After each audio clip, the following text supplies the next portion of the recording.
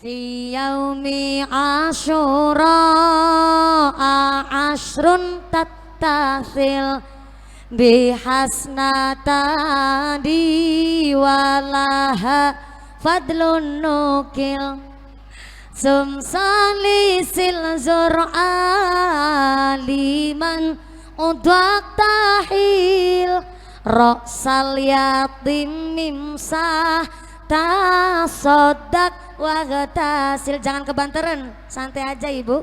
Sholli wa sallim iman Allah mada, pelan-pelan aja bu. Sholli wa sallim iman Allah mada wal ali wal ashabi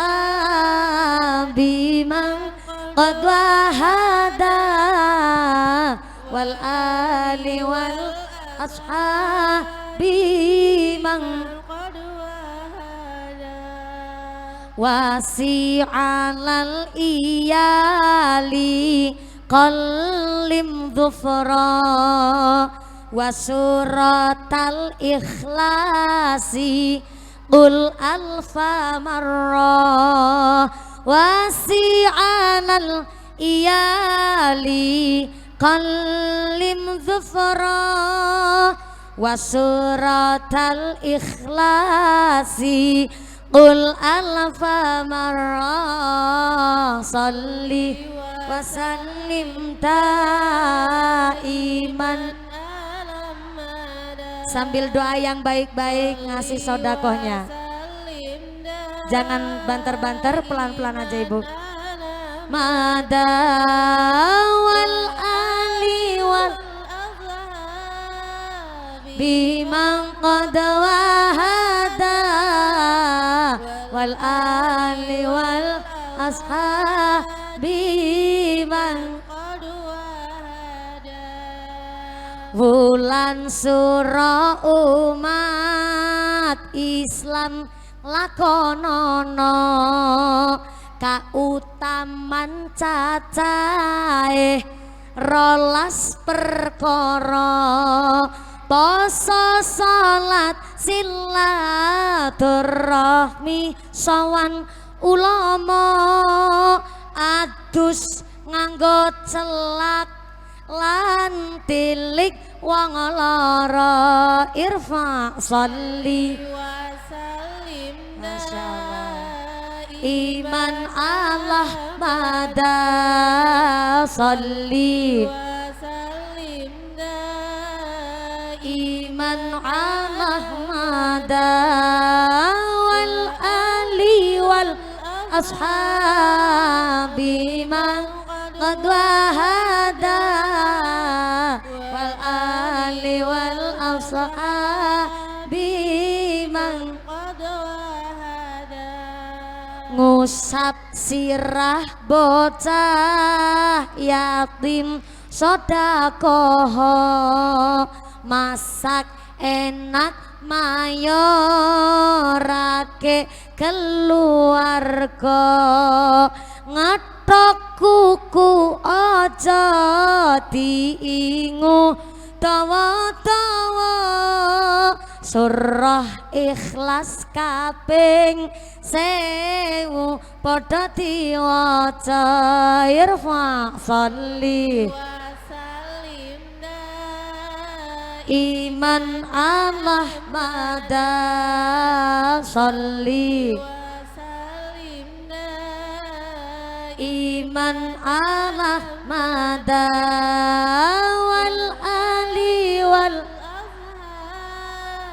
bimang qad wahada wal ali wal ashabi man qad wahada. Shallu ala Nabi Muhammad. Puasa pada tanggal 10 Muharram dengan iman yang sesungguhnya, maka pahalanya orang yang berpuasa Asyura bagaikan pergi haji 10.000 kali guys. Mantep apa mantep? Keren apa keren? Sangar apa sangar? Udah sangar plus angker tuh. Lu berangkat haji kok 10.000 kali. Tapi kan syaratnya puasanya pakai iman yang sesungguhnya. Ngelakonin puasa Asyura tapi nggak ngelakonin sholat, ya sama aja nggak dapet pahala. Sholat sih sholat, puasa Asyura dilakonin tapi masih jadi rentenir, seneng makan duit riba. Itu namanya puasanya nggak pakai iman yang sesungguhnya. Sholat sih sholat, puasa Asyura juga dilakonin, tapi ternyata dia di dalam dagang suka ngurangin timbangan. Harusnya sekilo 10 ons tapi cuman 9 ons.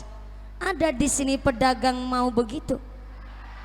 Gak ada. Alhamdulillah pedagang di Kelurahan Bahagia, pedagangnya jujur-jujur, rezekinya barokah kabeh. Sholat sih sholat, 5 waktu nggak ketinggalan, tapi dagang kulaknya aslinya 8.000 bilangnya 10.000. Malah barangnya udah nggak bagus dioplos sama yang masih bagus, udah ngapus sama yang beli, cari keuntungan terlalu banyak. Itu yang namanya puasanya nggak pakai iman yang sesungguhnya.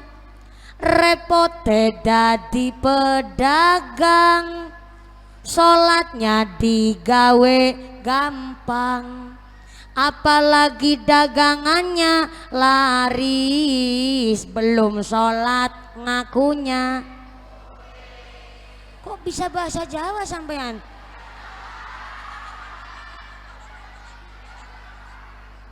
Saya kaget, susah-susah saya belajar ngomong pakai bahasa Bekasi. Jebu lagi ngaji karo wong Jawa.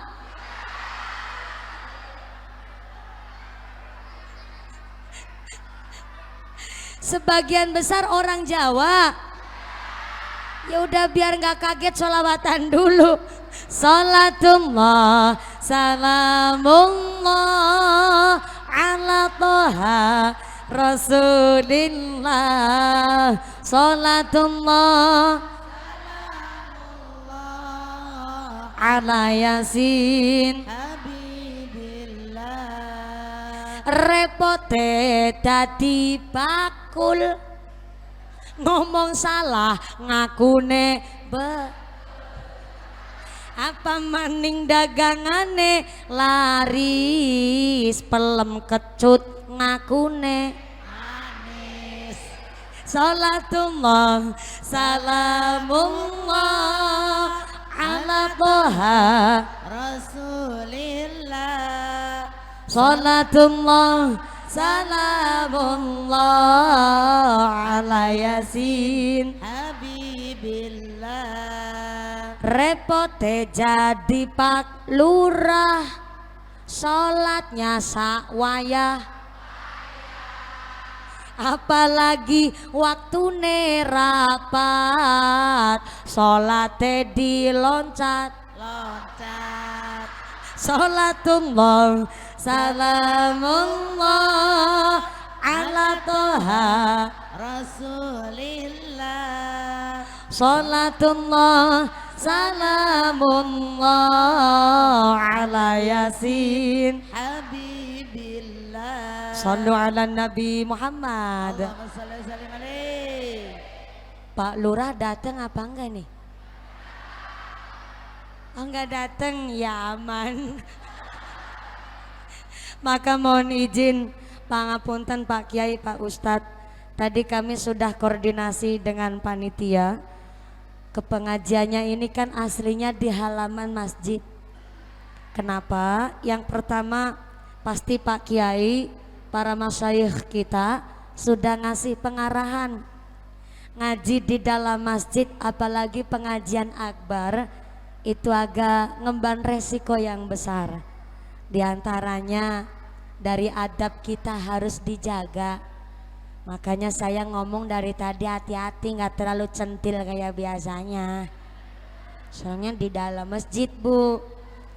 Tapi ternyata panitia ngendika sama saya, insya Allah mumpuni kami adalah orang-orang yang ternyata Forsiga ini juga termasuk pengurus dari DKM Masjid Rodotul Hidayah, dan insya Allah kami sangat tahu hukum bagaimana memakmurkan masjid. Masya Allah luar biasa. Mudah-mudahan memakmurkan masjidnya tidak hanya sewaktu ulang tahunnya saja pas lagi yang kedua, tapi seterusnya mampu memakmurkan masjid kita untuk jadi kendaraan kita besok gini maut sirotol mustaqim, bisa dimasukkan ke dalam sorga karena jadi orang-orang yang ahli masjid. Amin Allahumma. Innama ya'muru masajidallah man amana billahi wal yawmil akhir wa aqamas shalah wa ataz zakah wa lam yahsya illallah.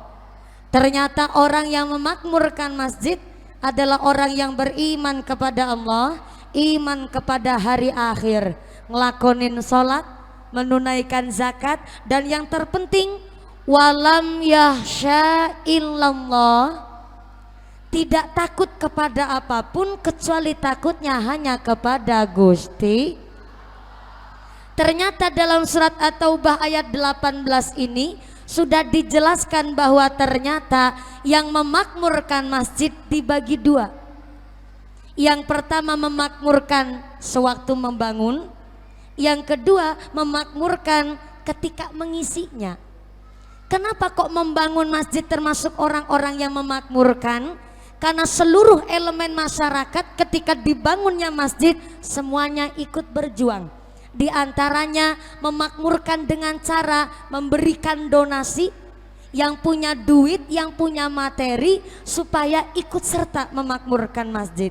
Inilah kenapa wajib kita cari rizki yang halal, yang barokah, karena ternyata dari rizki yang halal itulah akan menjadi tolak ukur barokah atau tidaknya suatu masjid. Soalnya, punten maaf, Bu, dalam. Tadi di awal ditanya jawabnya iya, sekarang dalam. Oh iya ya, campur orang Jawa ya. Yang jawab iya nggak apa-apa, yang jawab dalam silahkan. Bu,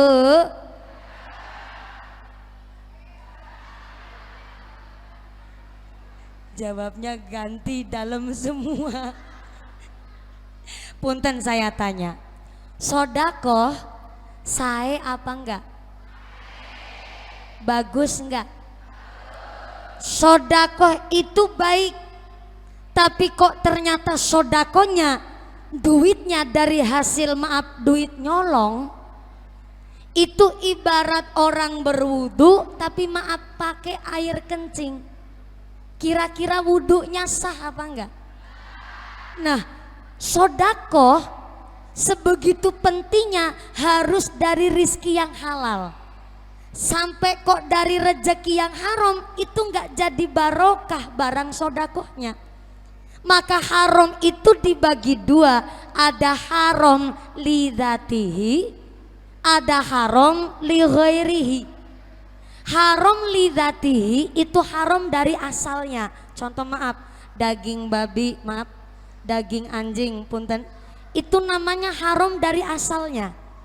Tapi ada yang dimaksud haram li ghairihi, yaitu haram dari faktor eksternal, dari faktor luar. Contoh maaf, daging sapi itu halal buat umat muslim, Pak. Tapi kok beli daging sapinya dari hasil duit korupsi, maka daging sapinya jadi haram untuk kita konsumsi. Saking pentingnya rezeki, halal haramnya mempengaruhi berkah dari hasil ya. Dalam riwayat dijelaskan dulu zamannya Khalifah Sayyidina Abu Bakar, ada salah satu manusia meninggal dunia, wafat, sedo alias mati. Kok malah modar nangarep dewek, banter, salah. Tapi ternyata setelah itu jenazah diurusin kayak mayit zaman sekarang, Ketika hendak disolati, Sayyidina Abu Bakar menawarkan diri untuk nyolati itu jenazah. Kenapa sampai Sayyidina Abu Bakar ingin nyolatin itu jenazah? Karena ternyata si jenazah punya sejarah hidup yang baik. Ahli ibadah, suka sholat jamaah, senang tadarus Quran. Tapi ketika Sayyidina Abu Bakar menyolati itu jenazah, baru saja takbiratul ihram, tiba-tiba ujuk-ujuk tumadakan ada ular datang. Bahasa Bekasi ular apa?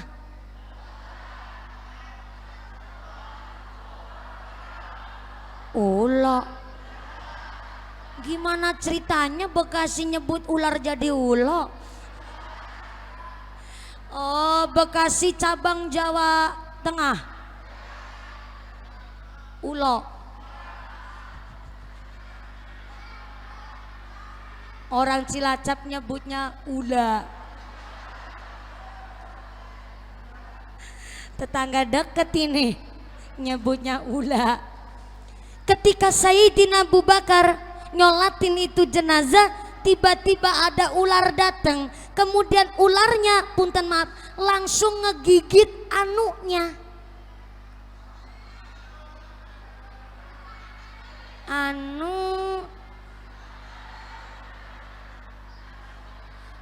Maaf, anu manuknya.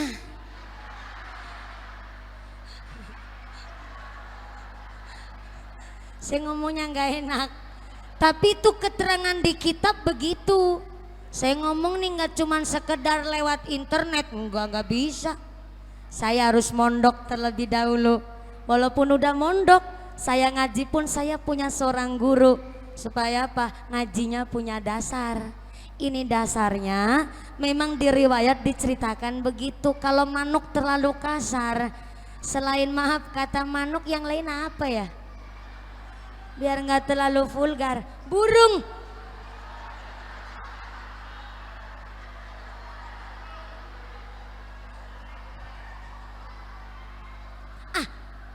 Klakson motor. Nah, bentar. Kalau klakson motor suaranya banter kan bunyinya totot. Nah, kalau yang kecil bunyinya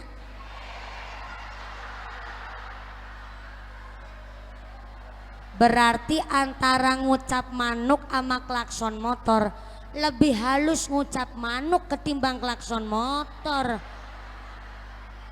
Ini biar nggak terlalu vulgar ceritanya. Jadi kesepakatan ngucapnya manuk aja ya Bu ya. Ketika Sayyidina Abu Bakar takbiratul ihram nyolatin itu jenazah, ternyata ada ular datang dan ularnya langsung ngegigit manuknya. Manuknya si mayit. Karena ularnya ngegigit manuknya si mayit, Sayyidina Abu Bakar kaget. Langsung secara otomatis Sayyidina Abu Bakar mengambil pedangnya. Pedangnya dihunuskan untuk ngebunuh itu ular. Ketika ularnya mau dibunuh, ternyata si ular bisa ngomong kayak manusia. Assalamualaikum Sayyidina Abu Bakar. Waalaikumsalam, subhanallah. Larular. Bahasa Cilacap, laula.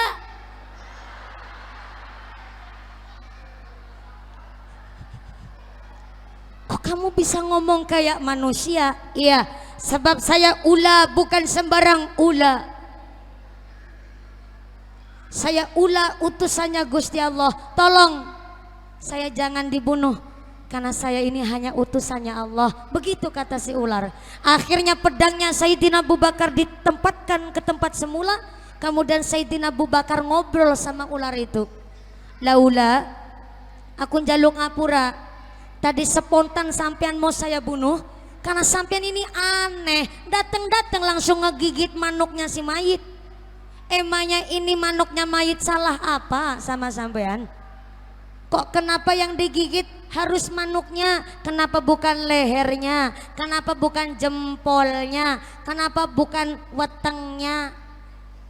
Kenapa yang dipilih malah manuknya? Iya, Sayyidina Abu Bakar, karena ini manuk bukan sembarang manuk, ini manuk yang gak ada matanya.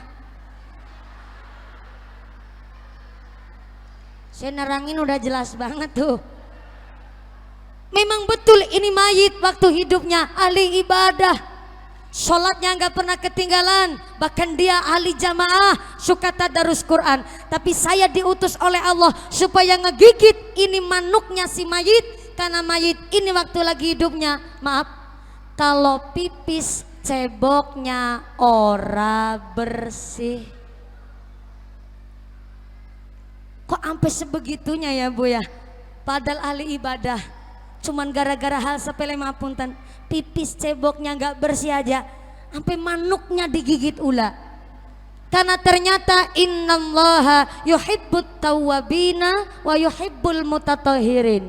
Allah itu cinta sama manusia yang bertaubat, dan Allah cinta sama manusia yang menjaga kesucian diri, baik kesucian pikir, kesucian hati, kesucian rejeki, dan kesucian badan. Maka syarat sahnya sholat, salah satunya adalah badan, pakaian, tempat sholat harus bersih. Maka untuk melaksanakan syariat kita harus tahu bab toharoh. Untuk melaksanakan syariat kita kudu ngerti bab bebersih. Maka kudu pentingnya ngaji, ada madrasah ibtidaiyah, ada madrasah awaliyah takmiliyah, ada madrasah TPQ Taman Pendidikan Quran. Dari dasar bab toharoh kudu ngerti terlebih dahulu. Maka karena apa, di dalam kitab Azkarun Nawawi dijelaskan, barang siapa masuk ke dalam masjid, kok sampai di dalam masjid ngobrol-ngobrol babagan duniawi, maka selama 40 ibadahnya tidak diterima oleh Allah. Loh, saya cerita begitu aja merinding saya. Merinding karena habis kehujanan. Bu, ini penjelasannya dalam kitab Azkarun Nawawi. Kok di dalam masjid sampai ngobrol babagan duniawi? Contoh, namanya ibu-ibu ya, kadang habis sholat jamaah ngelutik sebelahnya, yo wingi sing oleh arisan sapa.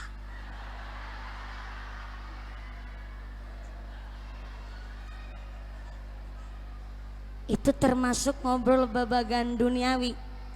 Ada lagi udah ngobrol bab duniawi plus pamer. Aduh ngapura ya Bu, tadi saya disamper sholat jamaah berangkatnya agak telat, soalnya saya habis ngepel. Yang namanya keramik, namanya granit, mahal banget Bu harganya. Biasa kalau keramik granit kan ngepelnya susah, jadi kudu hati-hati. Ya Allah, sekarang namanya di kota, bangun rumah itu nggak cukup 1 M. Apalagi itu warna cat yang dicampur warnanya, mahal banget Bu. Sekarang tukang aja satu hari bayarannya 150.000, belum mama rokoknya, belum mama wedang kopinya. Ya Allah, belum selesai saya ngebangun rumah, tanah di depan udah ditawarin, satu ubinya minta 15.500.000. Udah cerita duniawi plus pamer pula tuh. Ya Allah ya Rahman, di dalam kitab Azkarun Nawawi, orang yang ngobrol bab duniawi di dalam masjid selama 40 ibadahnya tidak diterima. Tapi keterangannya cuma 40 tuh, gak dilanjutin apa 40 hari atau 40 bulan ataukah 40 tahun. Jangankan yang 40 tahun Bu, 40 hari kok ibadah kita nggak diterima. Ya Allah, berasa jadi butiran debu. 40 hari sampai ibadahnya nggak diterima, kayak bukan manusia kita. Maka ternyata peraturan kita masuk ke dalam masjid, di dalam kitab Nasaihul Ibad, kita diwajibkan sudah dalam keadaan berwudu. Keadaan apa Bu? Masuknya masjid udah dalam keadaan berwudu. Mumpuni saya udah wudu, cuma tadi pas hujan buantur gerimis gede nggak sengaja tuh bunyi ces. Lah ces itu termasuk kentut apa enggak ya Mumpuni? Ya Allah Bu, entah cis cus tut tot ataupun brot, itu namanya kentut, berarti udah batal wudhunya. Tapi kan saya nggak niat sholat, wong masuknya dalam keadaan darurat dan niatnya juga mau ngaji. Nah, di dalam keterangan Nasha'ihul Ibad, kenapa kita masuk masjid sudah dalam keadaan suci berwudu? Karena ketika masuk masjid dianjurkan melaksanakan sholat tahiyatul masjid. Tapi niatnya cuma mau ngaji, jadi nggak berwudu gimana? Kata Nasha'ihul Ibad, nggak apa-apa. Yang belum berwudu masuk masjid kok ternyata nggak bisa ngelakonin sholat tahiyatul masjid, maka diganti dengan membaca Baqiyatus Sholihah 4 kali. Apa itu Baqiyatus Sholihah? Subhanallah walhamdulillah wala ilaha illallah wallahu akbar wala haula wala quwata illa billahil aliyil azim. Itu namanya Baqiyatus Sholihah. Baqiyatus Sholihah artinya tandurane swarga, tanamannya sorga. Jadi kalau ibu-ibu besok masuk ke masjid cuma mau ngaji rutinan, lupa nggak berwudu, nggak bisa melaksanakan sholat tahiyatul masjid, diganti baca Baqiyatus Sholihah berapa kali? 4 kali, baru 1 berarti kurang 3. Yuk bareng. Subhanallah walhamdulillah wala ilaha illallah wallahu akbar wala haula wala quwata illa billahil aliyil azim. 2 kali lagi. Subhanallah walhamdulillah wala ilaha illallah wallahu akbar wala haula wala quwata illa billahil aliyil azim. 1 kali lagi. Subhanallah walhamdulillah wala ilaha illallah wallahu akbar wala haula wala quwata illa billahil aliyil azim. Shallu ala Nabi Muhammad. Allahumma shalli wa sallim alaihi. Sebentar mohon izin. Ini kan ngajinya sampai jam 1 subuh ya kan? Ini ada amanah Pak. Ngapunten Pak Kiai, Pak Ustadz, saya mohon ikhlasnya karena ini amanah harus saya sampaikan. Amanahnya begini. Mumpuni kayak surat cinta. Mumpuni ada kabar baik dan kabar buruk. Medeni temen ge. Kabar baiknya pengajian hari ini disengkuyung oleh seluruh keluarga besar Porsiga. Por apa for? For. Kenapa ini tulisannya jadi Porsiga? Disengkuyung oleh keluarga Porsiga, Forum Silaturahmi Gria Asri Bahagia, seluruhnya ditanggung oleh keluarga besar Porsiga. Alhamdulillah. Kabar buruknya, untuk ngisi infak sodakoh jariah keliling, duitnya masih di dompet bapak ibu masing-masing.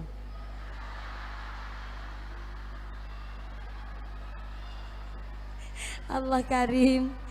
Punten Bu, ini mau ada tarikan jariah infak. Kalau jenengan dimintai sodakoh jariah, kira-kira ikhlas nggak ya? Betulan? Pas jenengan bilang las tadi, merinding saya Bu. Betul ikhlas? Masya Allah, kalau ikhlas monggo ngerogoh sak dompet. Yang gak bawa dompet utang dulu sama sebelahnya. Besok kalau ketemu disarutang. Bapak-bapak silakan ngerogoh sak katrok. Bapak-bapak sarungan berarti nggak katokan ya Pak? Ya udah. Ya udah nggak apa-apa, serogoh-rogohnya nggak apa-apa. Tapi harus dimulai dari saya dulu. Kenapa harus dimulai dari saya terlebih dahulu? Saya juga kepingin ngasih. Nanti dikira saya ini Ustazah Jarkoni, bisa ngajar nggak bisa ngelakoni. Jadi dimulai dari saya terlebih dahulu, nanti kotak infaknya muter. Tapi ngasihnya ini sesuai kemampuan, dan jangan salah, akadnya hari ini harus jelas. Infak jariahnya bukan untuk nambahin amplopnya mumpuni, enggak. Tenang saja, tapi untuk kegiatan sosial Forsiga meliputi baksos, santunan anak yatim piatu, dan donor darah 3 bulan sekali. Berarti mutlak pure ini buat kegiatan sosial, amal ibadah panjenengan, buat jariah panjenengan. Saya itu bukan untuk nambah pengajian hari ini, tidak, bukan untuk amplopnya mumpuni juga mboten, tapi untuk kegiatan ibadah sosial kita. Karena sesuai kemampuan, yang jadi angsa telurnya segede telur angsa, yang jadi bebek telurnya segede telur bebek, yang jadi ayam telurnya segede telur ayam, yang jadi manuk merpati telurnya segede telur manuk merpati, yang jadi manuk emprit gak usah memaksakan telurnya segede telur angsa, kasihan sampai dobolen. Sesuai kemampuan. Panjenengan mau jadi angsa apa jadi emprit? Jadi emprit apa jadi angsa?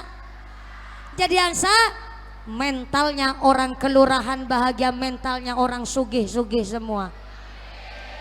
Angsa itu telur yang ukurannya paling gede loh. Berarti nominal duit paling gede 100. Angsa 100, bebek 50, ayam 40, manuk merpati 30. Berarti yang jadi manuk emprit berapa? Goceng. Jauh amat kaceknya. Ya udah, selesai kemampuan dimulai dari saya. Berarti kotak infaknya siapa nih yang mau ngiderin?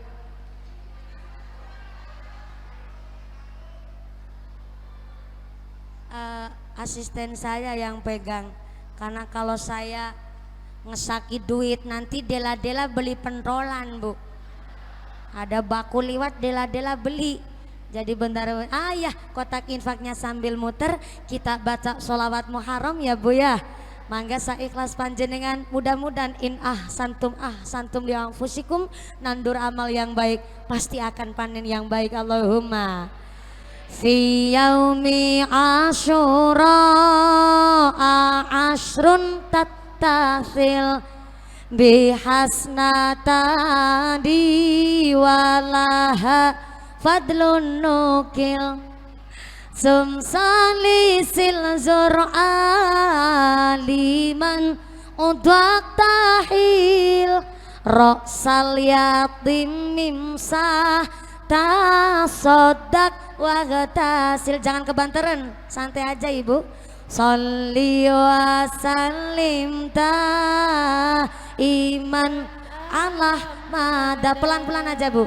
Sholli wa sallim iman Allah mada wal ali wal ashabi man qad wahada wal ali wal ashabi man qad wahada wasi'alal iyali qallim dhufra wasuratal ikhlasi qul alfa marra wasi'alal iyali kallim zufra wa suratal ikhlasi qul alfa marra salli wa sallim iman. Sambil doa yang baik-baik ngasih sodakohnya. Jangan banter-banter, pelan-pelan aja ibu. Mada wal ali wal bimang qad wahada wal ali wal ashabi man wulan sura umat Islam lakonono kautaman cacahe rolas perkara poso salat silaturahmi sawan ulama adus nganggo celak lan tilik wong lara irfa sholli wa sallim iman Allah mada sholli wa sallim iman Allah mada wal ali wal ashabi man qad wahada wal ali wal ashabi man qad wahada ngusap sirah bocah yatim sodakoh masak enak mayorake keluarga ngetok kuku aja diingu tawa-tawa surah ikhlas kaping 1000 padha diwaca irfa sholli iman Allah mada sholli iman Allah mada wal ali wal bimang qad wahada wal ali wal ashabi man qad wahada. Shallu ala Nabi Muhammad. Kotak infaknya tetap berjalan, sorbannya juga tetap keliling. Ngaji dilanjut untuk efisien waktu. Saya mewakili segenap keluarga panitia Forum Silaturahmi Gria Asri Bahagia mengucapkan terima kasih, matur sembah suwun, ahlan wa sahlan bihudurikum, sugeng rawuh di masjid kita, dan terima kasih telah memberikan sodakoh panjenengan. Mudah-mudahan sodakoh panjenengan buat nolak bala, narik rizki, rizki yang bawa manfaat, rizki yang bawa barokah. Amin Allahumma. Masalul ladzina yunfiquna amwalahum fi sabilillah kamasali habbatin ambatat sab'a sanabillah fi kulli sumbulatin mi'atu habbah. Barang siapa senang sodakoh di jalan yang Allah ridhoi, ibarat nanem biji 1 tumbuhnya 7. Saya ulang, nanem biji 1 langsung tumbuhnya 7. Barang udah tumbuh 7, cakep. Ini bukan lagi pantun ibu. Yang di atas gara-gara nggak diajak ngomong jadi salah paham, dikira lagi ngepantun saya. Ini bukan pantun, ini ayat Quran. Ternyata yang suka sodako itu ibarat nanem biji 1 tumbuhnya langsung 7. Barang udah tumbuh 7, setiap tangkainya cabangnya 100. Allah Karim, 100 kali 7 berapa bu? 700. Masih ditambah dengan janji Allah, wallahu yudha'ifu liman yasha. Allah akan menambah bagi orang-orang yang pada suka sodakoh. Amin Allahumma. Mudah-mudahan rezekinya diganti rezeki yang barokah, rezeki yang buat sanggup ibadah, ibadah yang istiqomah, buat sanggup ibadah jadi anak soleh solehah, keluarga yang mawadah warahmah wasakinah. Amin Allahumma. Lanjut sampai jam 1 subuh. Betul. Allah Karim. Di Bekasi adatnya begitu Kiai. Ngajinya sampai 5 jam setengah. Ya Allah, ada Kiai ceramah sampai 4 jam setengah? Ada. Kiai siapa itu? Nyong.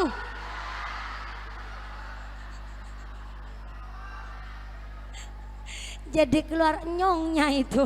Allah Karim. Mudah-mudahan sampai pun acara tansah bawa manfaat masalah barokah Allahumma. Masih kita lanjut di Adhkarun Nawawi terlebih dahulu ya Bu. Kalau tadi sholawatnya itu adalah nadom dari kitab I'anatul Thalibin. Saya nggak bisa ngerubah jadi bahasa Indonesia karena pas dulu waktu lagi saya ngaji di pondok memang udah begitu. Kalau dirubah saya pusing nyebutnya. Tapi walaupun begitu tetap saya jelasin sebelum kita tadi nerusin kitab Adhkarun Nawawi.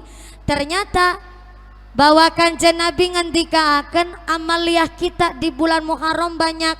Di antaranya tadi udah kita bahas puasa, khususnya besok di tanggal 10 Muharram. Pertama, kita dianjurkan gunting kuku Bu, jangan dipelihara sampai panjang-panjang.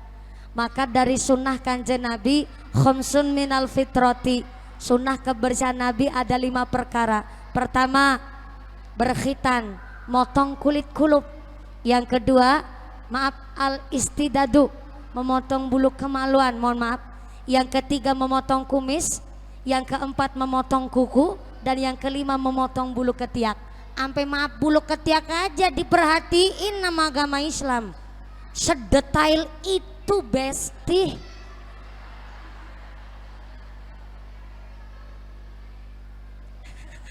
Maaf, saya nggak cerita jorok ya Bu ya. Ini kita cerita ilmu ya Bu. Karena kenapa? Kita dikasih tenggang waktu 40 hari. Sampai 40 hari itu bulu-bulu pada dipotong. The gembiang, you know. What is the gembiang? Rungkut. Tahu rungkut enggak? Ayo hutan belantara. Namanya setan, jin, iblis paling seneng manggon di tempat yang kotor. Maka kenapa dulu orang-orang tua kita bilang wayah maghrib nggak boleh kita keluyuran, baik yang punya anak ataupun tidak, nggak boleh maghrib keluyuran. Kenapa? Wayah maghrib bukan hanya sekedar ini omongnya orang zaman dulu, lah orang zaman sekarang dikasih tahu, Dok, kamu punya anak bayi, jangan keluar maghrib, pamali, orailok. Dia jawab, mitos. Jawabnya mitos Pak. Padahal itu bukan bilangnya orang-orang tua kita, malah justru Kanjeng Nabi yang bilang langsung, wayah maghrib adalah pergantian hari. Dari sore ke malam jin setan iblis lagi keluyuran. Dan ternyata namanya setan, jin, iblis paling seneng manggon di tempat kotor, gelap, dan membuka menganga. Inilah kenapa kesunahan dari Nabi, wayah maghrib pintu rumah ditutup, jendela dikancing, ada mangkok geletak sampai membuka menganga disuruh ditutup, tudung saji pun sampai ditutup. Maka waktu yang mustajabah untuk berdoa salah satunya maghrib sampai isya. Itu waktu mustajabah untuk berdoa, salah satu waktunya. Maka kalau ada ibu-ibu jamiah nih maghrib sampai ke isya, WhatsApp-nya statusnya masih online,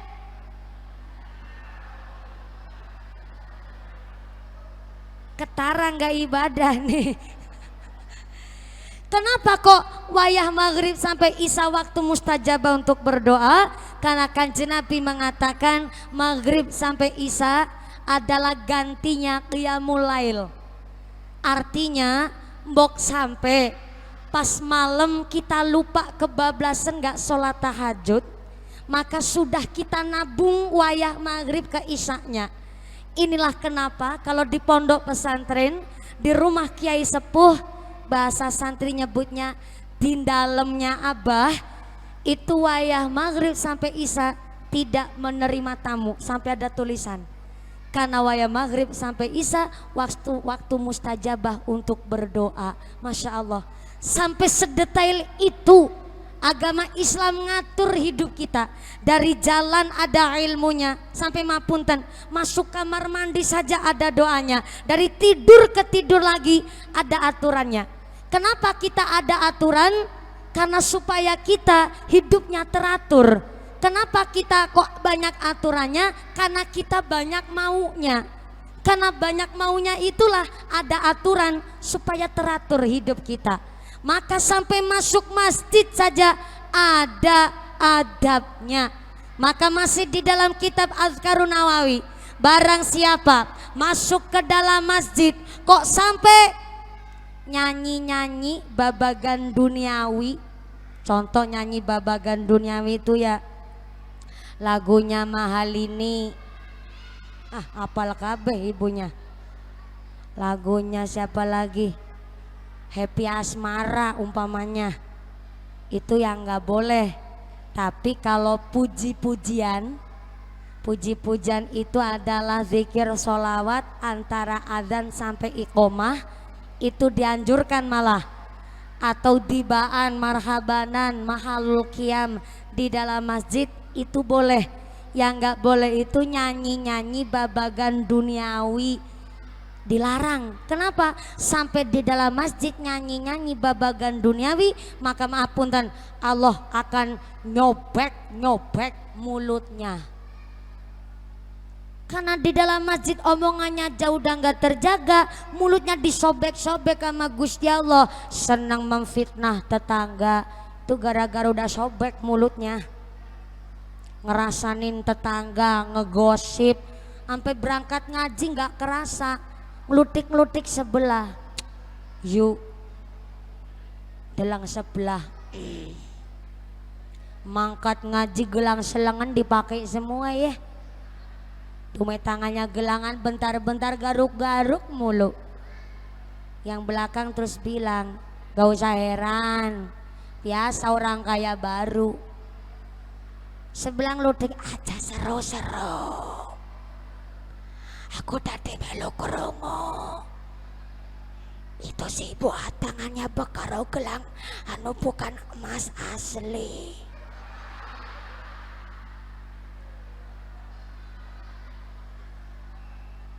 Gara-gara mulutnya udah disobek sama siapa? Oleh dirinya sendiri.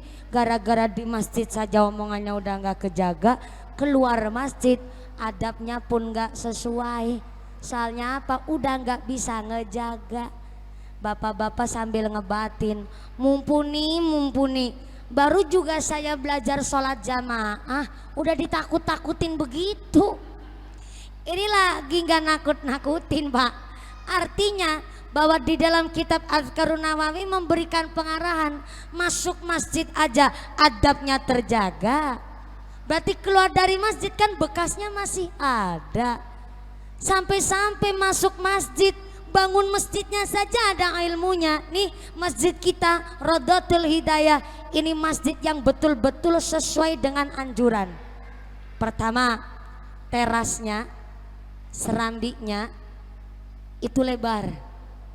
Karena ternyata untuk mengantisipasi setelah sholat jamaah ada acara musyawarah, ada acara kegiatan meeting sama jamaah, itu meetingnya di luar di serambiknya.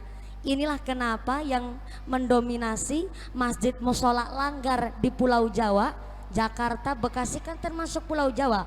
Sampai Jawa Timur sana, antara ruangan dalam masjid sama terasnya justru malah lebih lebar terasnya. Kenapa? Untuk mengantisipasi supaya kita tidak ngobrol-ngobrol babagan duniawi di dalam masjid. Contoh orang musyawarah pengajian aja kadang ngobrol duniawi. Lah tuh Pak Panitia langsung ketawa. Panitia bendahara bilang, Pak Ustadz ini untuk pengajian besok nanggap mumpuni kita sudah siap dana 40 juta umpamanya tuh. Loh banyak banget, iya. Buat tendanya minta 7,5 juta, buat sound systemnya minta 3,750 juta, terus untuk snacknya minta dana 4 juta, terus untuk banner backgroundnya sampai panggung peralatan semua hiasannya minta 4,5 juta. Oh iya, satu lagi amplopnya mumpuni tuh belum disiapin. Nah itu udah ngobrol duniawi tuh. Maka kenapa antara terasnya, serambiknya apa dalamnya masjid, malah justru lebar terasnya nih. Ini Masjid Rodatul Hidayah bisa untuk percontohan dari masjid-masjid yang lain. Yang kedua, punya banyak pintu dan dikhususkan pintu untuk imam sholat jamaah. Karena imam yang sholat berjamaah itu diperkenankan untuk lewat pintunya imam sendiri, gak bareng sama makmum. Ini betul banget ini. Udah jarang masjid seperti ini, punten-punten maaf.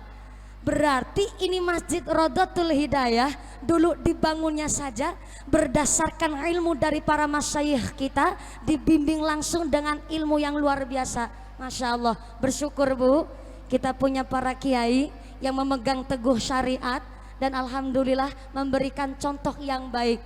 Nih punya pintu sendiri, pintunya makmum sama pintunya imam itu kudu dipisah. Ini persyaratannya memang begitu. Supaya apa, si imam ini betul-betul bukan jadi makmum, tapi lewatnya jadi imam langsung dan makmum pakai jalan pintu yang khusus. Inilah masjid yang betul-betul sesuai. Lajeng termasuk adanya tangga, lantai atas. Kadang kan lantai sampai di atas imam juga kebangun tuh. Itu kurang sesuai. Tapi ini tepat ini, nggak sampai melewati batasnya imam. Masya Allah, sedetail itu Bu masjid kita Rodatul Hidayah. Kalau sudah berdasarkan syariat, maka berarti tinggal memakmurkannya. Itu yang jadi PR kita bersama. Masjidnya udah mantep, mantep nggak? Keren nggak? Sangar nggak? Udah sangar banget nih masjid. Tinggal jamaahnya nih mau bagaimana. Masjidnya mewah, magrong-magrong, udah punya banyak pintu pula, tapi yang masuk itu tuh masjidnya mewah, magrong-magrong, maghrib masih petengan. Barang ada yang azan bocah cilik belum sunatan. Kasihan Bu. Allahu Akbar, Allahu Akbar. Allahu Akbar, Allahu Akbar.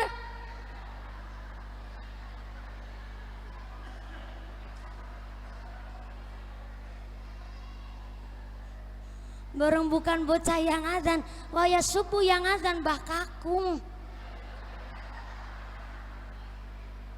Entah di desa entah di kota kayaknya sama. Waya subuh yang azan Mbah Kakung udah suaranya ampeg. Gigi tinggal 2, azan udah nggak fasih. Allahu Akbar, Allahu Akbar. Allahu Akbar, Allahu Akbar.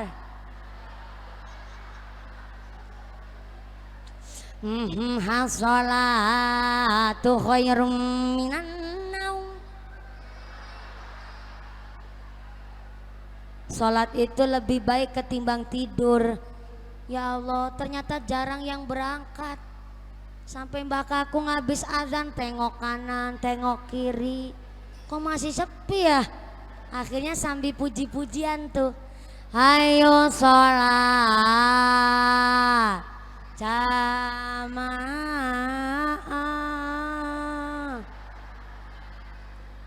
ganjarannya langkung kata. Hayo sholat jamaah derek dawuh Rasulillah. Puji-pujiannya sampai jam 5:15 tetap nggak ada yang berangkat. Akhirnya Mbak Kakung nih puji-pujian berubah jadi pengumuman. Saudara-saudara, ini kalau ditunggu sampai 5 menit lagi nggak pada berangkat, saya mau sholat dewek. 3 menit kemudian alhamdulillah ada yang berangkat. Yang berangkat cuma 1 belindi, sama-sama Mbah Kakung. Akhirnya di masjid cuma 2 orang, sepuh-sepuh semua. Yang baru datang tanya sama yang lagi puji-pujian, kaji nih,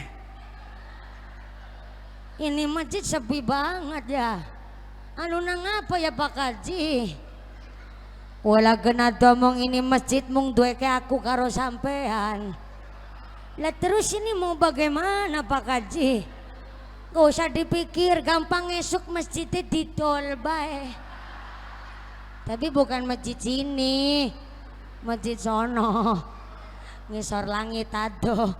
Makanya sampai imam masjid saja dipilih itu karena syarat. Gak sembarangan orang yang namanya ngimamin sholat. Punten-punten imam, setiap orang boleh jadi makmum, tapi nggak setiap orang boleh jadi imam sholat jamaah. Maaf nih, yang tukang mabok, preman, mantan bencoleng, sampai maaf udah bajingan tengik banget, boleh jadi makmum silahkan. Maaf ya, ngapunten. Yang tuli, yang buta, maaf, sampai yang pincang boleh dia jadi imam. Jadi makmum, ini kebablasan aku ngomong.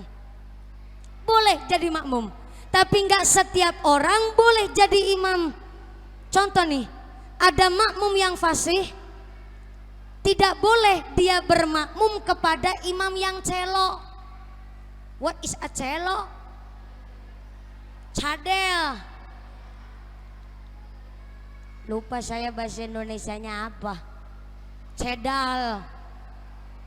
Maka yang namanya imam sholat berjamaah dipilih pertama karena fasohahnya, sanad ilmunya kudu jelas, mondok di mana, kiainya siapa, gurunya siapa, dan maaf dari golongan yang seperti apa, kudu yang tahu dan paham makmum yang seperti apa dan bagaimana kondisi makmum. Yang kedua dipilih karena alimnya, amilun bil ilmi, punya amal di ilmu nih, punya ilmu harus diamalkan.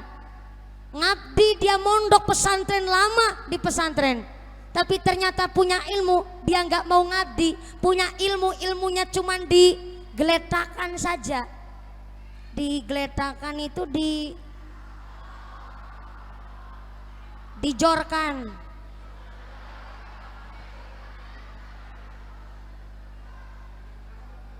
Dijorkan. Ini bahasa Bekasinya apa dijorkan? Dibiarkan. Punya ilmu mondoknya lama di pesantren, cuma dibiarkan saja, mubazir ilmunya. Punya ilmu tapi buat minterin orang, namanya madorot itu ilmunya. Tapi ilmu bisa manfaat jika dipraktekkan dengan amal dan diimbangi dengan hidayah. Sampai imam sholat saja dipilih sebab syarat, fasohahnya, alimnya. Yang ketiga karena umurnya. Terlalu tua banget ya jangan, terlalu muda ya jangan. Lah imam sholat taraweh kenomen, ngimamin sholat taraweh pakai gigi 4. Bismillahirrahmanirrahim, alhamdulillahirrahmanirrahim, tolin, amin, tulit, dul, bablas langsung salam. Makmumnya yang bingung, makmumnya juga masih baru tahiyat ngacungin jari telunjuk, imamnya udah salam. Sini baru salam madep sebelah kanan, sing sebelah kiri madep kiri. Akhirnya salamnya depan-depan, bingung nih siapa dulu yang bener. Mumet makmumnya. Kenomen banget jangan, terlalu tua juga jangan. Lah imam sholat tarawih umurnya 80 tahun. Semilai rokeman rokemin. Alhamdulillahi Rabbil Alamin. Ar-Rahman Nirokmin. Setengah 11 malam baru selesai, Bu. Terlalu tua banget ya jangan, terlalu muda ya jangan. Tapi mohon maaf punten, kadang kiai sepuh fasihnya udah agak kurang karena waman wa'amir hudunakisu fil hulqi, barang siapa dipanjangkan umurnya terkadang sudah dikurangi nikmatnya. Tapi walaupun seorang kiai sepuh ngucapnya arokemani rokemin, jangan salah, kiai sepuh itu punya sifat asyhadur ruh, doanya nyambung sama Gusti Allah. Jangan sembarangan nama kiai sepuh. Orang kiai sepuh justru doanya ampuh. Kenapa? Karena lebih tahu dan paham masyarakat bagaimana kekarepannya masyarakat. Maka seorang kiai Masya Allah punya sifat alladzina yanzurunan nas biaini, mampu merangkul masyarakat dengan pandangan kasih sayang. Maka seorang imam sholat berjamaah dipilih karena fasohahnya, karena alimnya, yang ketiga karena umurnya. Tapi dari dua kandidat sama-sama alimnya, sama-sama fasohahnya, bahkan sama-sama umurnya, maka dipilih karena tuhibbul ru'yah. Saya ulang tuhibbul ru'yah. Mana imam sholat jamaah yang paling disukai oleh masyarakat? Kalau ada imam sholat kok dalam kesehariannya disukai oleh tetangga lingkungan, berarti tidak hanya fasih secara bacaan Qur'annya, tapi fasih dalam kelakuan sehari-harinya. Maka alhamdulillah ada berkahnya kita pengajian kehujanan dan becek tadi jalan dan teras latar di depan Masjid Rodotul Hidayah. Ternyata supaya kita masuk masjid, jadi ada sedikit beberapa yang saya pelajari dan kita ngaji sareng-sareng bab masuk ke dalam masjid. Itu baru cerita 0,5%, wong saya nggak punya ilmu. Saya cuma nyampein apa yang saya kaji sesarengan kiai saya. Maka alhamdulillah ada hikmahnya berarti. Walaupun kita tadi sempat kehujanan, saya lihat ibu-ibu tadi cincing pada dur-dur banget tuh, sampai dengkul sini. Ternyata tadi yang kelasa tiker yang tadinya dibokongin langsung diangkat seketika tempatnya di kepala. Wa asa an takrahu saya wa huwa khairul lakum wa asa an tuhibbu saya wa huwa syarrul lakum. Jangan suka nyepelein barang sepele karena bisa jadi Allah ngangkat derajat kita melalui hal sepele. Contoh tadi, tiker tadinya dibokongin sama sampean, bareng hujan langsung naik ke kepala, padahal dikentutin juga bisa jadi tadi. Tapi ternyata ketika hujan spontan, Pak, kelasa yang tadinya dibokongin langsung naik ke kepala, organ tubuh yang paling kita hormatin. Artinya rupanya di masyarakat, di keluarga besar Geria Asri Bahagia, sangat-sangat wajar kalau ada permasalahan. Ada tetangga yang sampai seminggu nengok aja enggak, papasan boro-boro takon. Ada di sini orang begitu? Enggak ada, alhamdulillah. Kalau seumpamanya ada, itu wajar di masyarakat. Tapi jangan sengit, benci berlebihan, karena sewaktu-waktu kita akan butuh sama tuh orang yang dibenci. Bukti nyata tadi, kelasa tiker dibokongin, gak ada nilai itu tiker. Tapi setelah hujan langsung spontan tikernya naik ke atas kepala. Bahwa sewaktu-waktu kita akan butuh orang-orang yang memang sekeliling kita kelihatannya sepele, barangkali bisa jadi Allah ngangkat derajat kita melalui perantara orang itu tadi. Ini keluarga besar Forum Silaturahmi Geria Asri Bahagia. Mohon izin tepuk tangan dulu dong buat For Siga, luar biasa.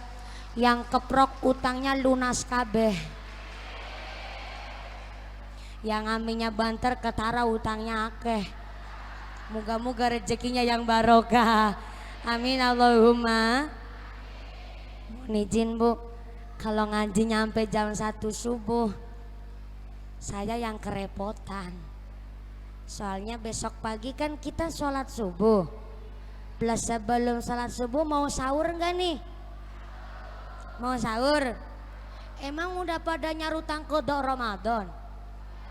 Udah? Mantep bener. Ada yang belum nyarutang? Ada? Kalau mau dibarengin sama puasa Tasu'a dan Ngasura, hukumnya boleh. Tapi niatnya bukan niat puasa Tasu'a sama Ngasura. Niatnya cuma niat kodok Ramadan. Paham gak? Jadi besok berarti ya? Ya benar, besok pagi sebelum sholat subuh habis jenengan sahur nggak usah niat puasa Tasu'a, tapi langsung niat puasa nyarutang kodok Ramadan, maka sudah dapat berkahnya hari Tasu'a. Ngaten ge? Jadi sumonggo karena kita persiapan nyiapin makan sahur buat besok, jadi ngajinya jangan kemalaman Bu. Ini bukan alasan, tapi saya waspada kan begitu. Kebiasaan orang Jawa nih, jam 10:30 katanya masih sore. Ciri-ciri orang benar orang Jawa nih 10:30 katanya sore. Terus kalau di sini malam jam berapa? Jam 2, itu dini hari Ibu, ya ampun. Maka alhamdulillah pengajiannya lancar barokah, walaupun tadi sempat hujan. Ini masih hujan apa enggak nih? Udah reda? Alhamdulillah. Jujur saja Pak Kiai, saya punya kelebihan bisa nyetop hujan. Ketawanya nggak usah ngece sampean. Ini sih ngomong betulan, saya bisa nyetop hujan, cuma nggak enak sama Gusti Allah. Sombong banget, hujan gak hujan kan semua atas kehendak Gusti. Mudah-mudahan atas pengajian hari ini memperingati tahun baru 1444 Hijriah bersama keluarga besar Forum Silaturahmi Gria Asri Bahagia, kita semua ditetapkan imannya, ditetapkan Islamnya, ditambahkan ihsannya, diberikan sehat panjang umur, memberikan manfaat barokah, keluarga mawaddah warahmah sakinah, keluarga yang ahlul ibadah, keluarga yang ahlul jannah, pungkasan umur bisa husnul khatimah. Amin Allahumma.